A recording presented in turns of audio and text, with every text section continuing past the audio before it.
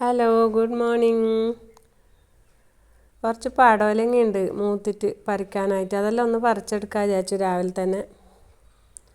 പിന്നെ വെണ്ടയ്ക്കയുണ്ട് പറിക്കാൻ.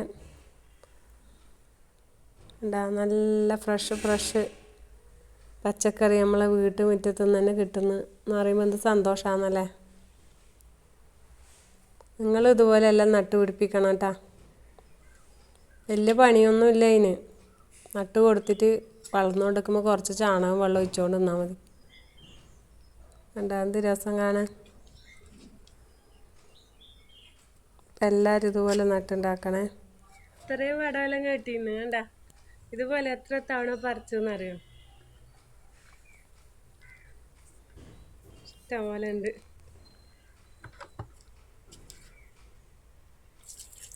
പച്ചക്കറിയെല്ലാം പറിച്ചു കഴിഞ്ഞ് പിന്നെ ഞാൻ ചെടിയുടെ അടുത്തേക്ക് പോയി. എല്ലാറ്റിനും ഒന്ന് വെള്ളം ഒഴിച്ച് കൊടുക്കണ്ടേ. കുളിപ്പിക്കൽ തന്നെയാണ് രാവിലെ. കുറേ സമയം വേണം. അപ്പം എൻ്റെ രാവിലത്തെ പണിയെല്ലാം തുടങ്ങി.